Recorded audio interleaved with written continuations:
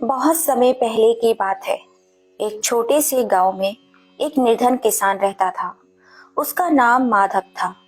वह ईमानदार और बहुत ही मेहनती था, परंतु उसकी गरीबी उसका पीछा नहीं छोड़ रही थी। उसकी पत्नी गौरी और बेटा चंदन हमेशा भगवान से प्रार्थना करते थे कि उनके जीवन में खुशहाली आए, लेकिन सालों की मेहनत के बावजूद उनकी किस्मत नहीं बदली। एक दिन माधव खेत में काम करते करते थक गया। आसमान में चमकते सूरज को देखते हुए उसने कहा, हे सूर्य देव, क्या आप मुझे देख रहे हैं? मेरी मेहनत का फल मुझे कब मिलेगा? उसकी आवाज दर्द और उम्मीद का अजीब सा मेल था।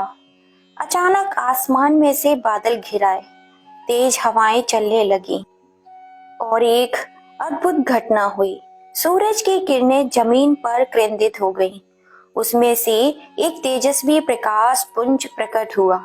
माधव हक्का बक्का रह गया। उसने घबराते हुए पूछा, क्या क्या हो रहा है? कौन है आप? उस प्रकाश से एक दिव्य आवाज आई। डरो मत माधव, मैं सूर्य देव हूँ। तुम्हारी पुकार ने मुझे यहाँ आने पर मजबूर कर दिया। तुम एक सच्चे और मेहनती इंसान हो, लेकिन तुम्हारी परीक्षा अभी पूरी नहीं हुई है। माधव ने कांपते हुए कहा, परीक्षा? लेकिन मैंने तो अपनी पूरी जिंदगी मेहनत में ही बिता दी। अब और क्या चाहिए? सूर्यदेव मुस्कुराए और बोले, धैर्य और विश्वास। मैं तुम्हें 3 वरदान दूंगा, लेकिन हर वरदान के लिए तुम्हें एक परीक्षा देनी होगी। क्या तुम तैयार हो? माधव ने तुरंत हामी भर दी। हाँ प्रभु, मैं हर परीक्षा के लिए तैयार हूँ। सूर्यदेव ने कहा, पहली परीक्षा तुम्हारे सत्य की है।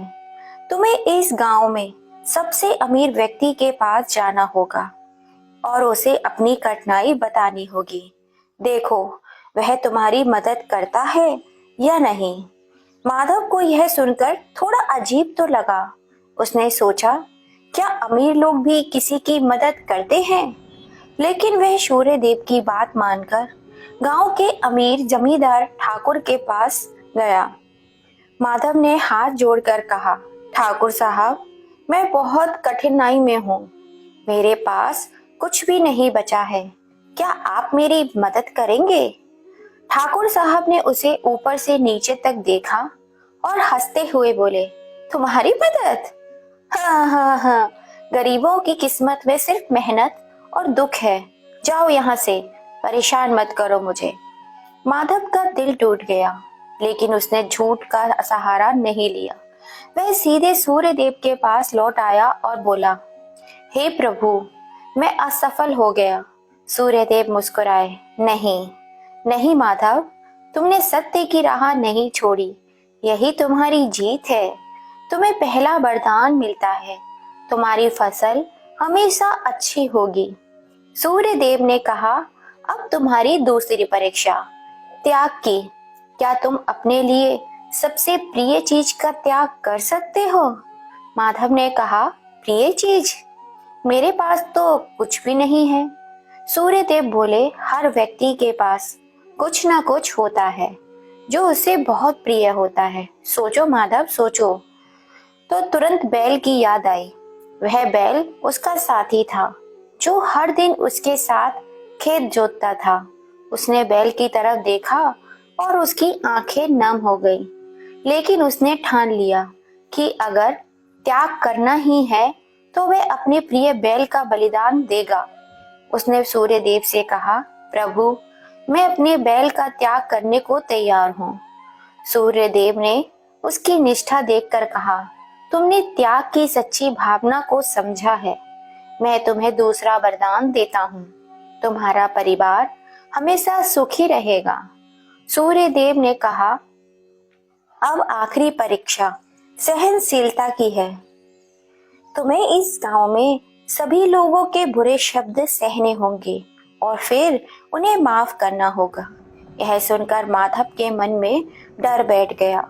गांव के लोग अक्सर उसकी गरीबी का मजाक उड़ाते थे, लेकिन उसने हिम्मत जुटाई और बाजार के बीचों बीच जाकर खड़ा हो गया। लोग उसे देखकर चिल्लाने लगे, देखो, यह वही गरीब किसान है जिसे अपनी गरीबी का कुछ भी समझ नहीं आता। माधव ने सबकी बात सुनी और चुपचाप खड़ा रहा। उसके मन में कोई क्रोध नहीं था। जब सब चुप हो गए तो उसने कहा, आप सबके शब्द मेरे लिए प्रेरणा है। मैं आपकी बातों से हार नहीं मानूंगा। सूर्यदेव प्रकट हुए और बोले, तुमने अपनी सहनशीलता साबित कर दी। अब मैं तुम्हें तीसरा और अंतिम वरदान देता हूँ। तुम्हारे जीवन में कभी भी धन की कमी नहीं होगी। माधव के जीवन में चमत्कार होने लगे। उसके चमत्कारों को देखकर उसकी फसलें लहराने लगी। उसका परिवार खुशहाल हो गया और गांव के लोग उसकी मेहनत की सराहना करने लगे। अब वे ना सिर्फ धनवान था बल्कि सबका आदर्श भी बन गया था। माधव ने सूर्य देव को धन्यवाद करते हुए कहा, हे प्रभु, आपकी कृपा के बिना यह संभव नहीं था। सूर्य देव मुस्कुराए और बोले, माधव, यह तुम्हारी निष्ठा, सत्य और सहनशीलता का ही फल है। हमेशा इन्हें अपने जीवन में बनाए रखना। इस प्रकार माधव का जीवन सुखमय हो गया। उसने ये साबित कर दिया कि सत्य, त्याग और सहनशीलता के मार्ग पर चलने वाले व्यक्ति को कभी भी हार नहीं मिलती।